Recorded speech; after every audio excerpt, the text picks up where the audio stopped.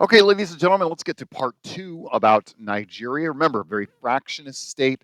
How can we create an actual country out of all these different cleavages?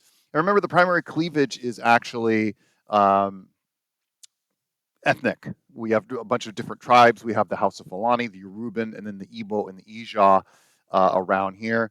A lot of what we're going to talk about today is this area with the Igbo, a state known as Biafra is around here, and the Ija, who control a lot of the Niger Delta right down here.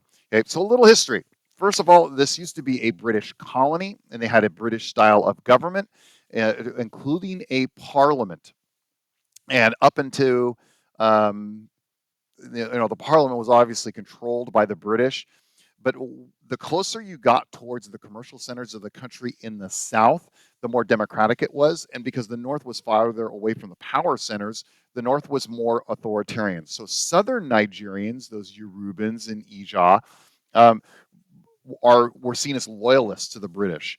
In the north, the Hausa and the Fulani, they were seen as instigators, and so they were a lot more oppressed, and you saw a lot more violence. And of course, when certain ethnic groups and certain tribes connect with colonial powers, then what's going to happen is those tribes are you're going to want retribution against them later on down the road.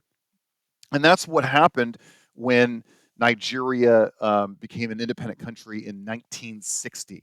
You're going to notice something called a republic. And a republic is a democratic era of Nigerian history. And there are a series of republics that we'll kind of talk about. Understand that during times of republics, they're mostly often not very democratic, which means they like actually go through tiny periods of democracy and a whole bunch of authoritarianism.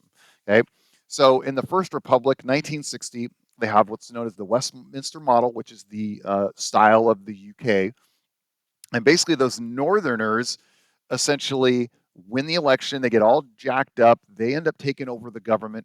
And over the period of multiple years, all you get is military coups, one after another. Somebody within government or the military overthrows the leader. And this is what we're going to see between 1960 and basically 1999 is, hey, let's try democracy, military coup. Let's try democracy, military coup. Okay.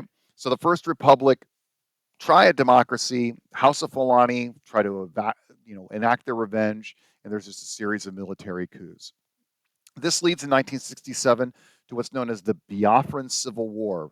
It's basically the Igbo secessionist state. They want to make their own country, and they got tired of the House of Fulani being oppressive and trying to get that revenge, and so there was an attempt to break away. And it was a 3 year civil war that killed over 1 million people. And when we're talking about 1 million people, it was really the first time that Americans actually saw human rights crises in Africa. Was this time on Western television? You were seeing starving children, a lot of really brutal images coming out, and there was a lot of sympathy for what was going on in Biafra at the time. Now, these areas, Biafra, and those areas in the southern part of Nigeria, southeastern part of Nigeria, way down here in this corner, there are still movements to break away and become their own independent states. The movement for actualization of the sovereign state of Biafra, known as Mossab, they do a lot of protests. They're trying more to get the legal politics around breaking away and becoming their own country, which would be Igbo and Ija kind of dominated. A little more on, and this was done more recently in the 2000s. Also in the 2000s, you have the much more violent, they are not currently very active, but MEND. This is the movement for the emancipation of the Niger Delta. That's right along the coastline here. This is more about, look, we're tribes here. We're in a very oil rich area, and the corporations get all the money and we get nothing. And we're going to take it by force if we need to. And then this is another example of them trying to create their own country, mainly Ija, right on the coastline in that Niger Delta, same area, same region. All right, that's kind of like the second republic was during the Civil War time. When you get into the third republic, you're going to notice something, and that's that you got very little democracy. Instead, you get a series of generals that are horribly brutal. And you don't have to know every general out there, but there's a couple you might come across, and that is Ibrahim Babangida and Sani Abacha. Babangida basically comes in, eliminates any political parties at all, but he also does something else. He begins something called structural adjustment. And this is when international banks come to your country and say, look, here's the deal. We're going to loan you money if you promise to open up your markets, basically become less government dependent and more free. And so this is the beginning of when Nigeria drifts away from a more nationalized government run economy to a more free market economy. But of course, because what does the world really want from Nigeria? Do they really care about Nigeria? No, what they want is that thing that you see there that Sani Abacha does, which is basically say, here, let's make free markets for oil. And when he takes power in the 1980s, he basically says, I don't care about civil rights. I don't care about civil liberties. I just want to get rich and be totally corrupt. And so he takes power, and you also get the beginnings of a lot of civil society. So groups start to rise up and protest him. Everything from the development of Afrobeats music that has kind of a political bend with Fela Kuti to major female empowerment protest groups, anti-corporate groups. They really start to rise up, and they're like, we're tired of getting oppressed by these generals. And what this leads to is the current, which is the 1999 to the present. Now, this has been the only time when democracy has actually existed throughout Nigeria, total, without an authoritarian. It is a federal system, so you have a national government, you have state governments, and you have local governments. But really, it's the states are very weak, local governments are very weak, and the national government is the overarching power. The executive branch, because you've had a history of military rule from 1960 to 1999, the executive branch is the strongest. So the president really does run a lot. And of course, there's very little rule of law. Like the law doesn't apply equally to everybody because you have prebendalism. And remember, prebendalism is that patron client relationship based on ethnic groups, based on ethnicity. And so whenever your tribe takes power as president, all the favors are going to go towards your tribe. So the rules for another tribe or another part of the country are not going to be the same as the rules for your group, your people. Okay. And there's this always question, okay, well, are you part of the tribe, the ethnicity, the commune, or are you Nigerian?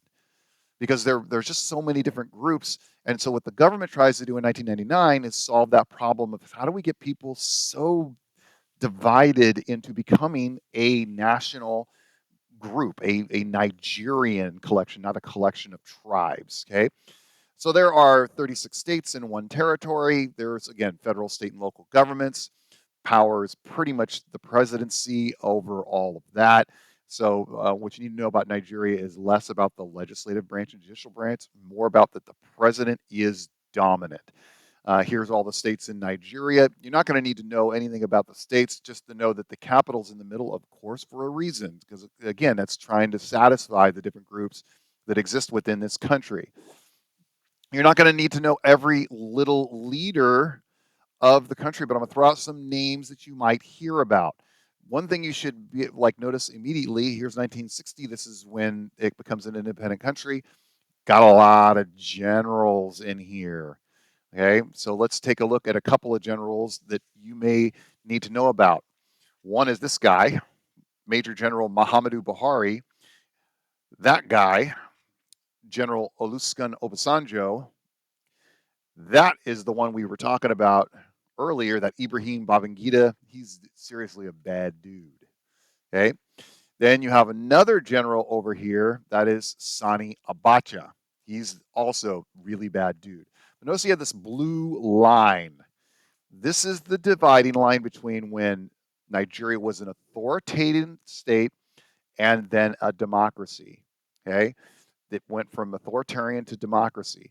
And then a couple of presidents here, check out him, Chief Olusegun Obasanjo. If you remember from the previous slides, he was a general for a very short time before he was overthrown in a coup. So he was actually trying to do a democracy back in the 70s, didn't make it. ends up being the first president of Nigeria as a free country in 1999. And then this guy right here, Muhammadu Buhari. Notice him, because he was also a general back in the day, and then said, "Okay, we're going to try to establish democracy," and was overthrown in a coup. He eventually won the election in 2015. Okay, and by the way, um, Obasanjo here, he knew how to rock it with Jimmy Carter. Rest in peace. You know, January 2025. You're going to notice this guy, President Obasanjo, he's considered the founder of modern Nigeria. Notice the ethnic group, Yoruban. Noticed here, religion, Christian. Was president for a short time and then ran during the Democratic Nigeria in 1999. And he does some things here that a lot of people do when they want to stabilize a country and hold power. First, get rid of people in the military you think are going to overthrow you. Literally, fire, or better off, retire them so they get paid. Raise the minimum wage. Cool. That makes you popular with the common people. It's expensive, but you know how you pay for that? You ship a lot of oil. Okay. Then how do you calm down those regions, the Ijaw and in Biafra with the Igbo? Well, you start to put economic development to them and go like, let's do this. Let's make some treaties. Let's get you economic growth. And then finally, let's really clamp down on corruption. Well, yeah, but that eventually also opens him up for being more corrupt. Okay. So next time we'll look at the beginnings of the actual structure of the government of Nigeria.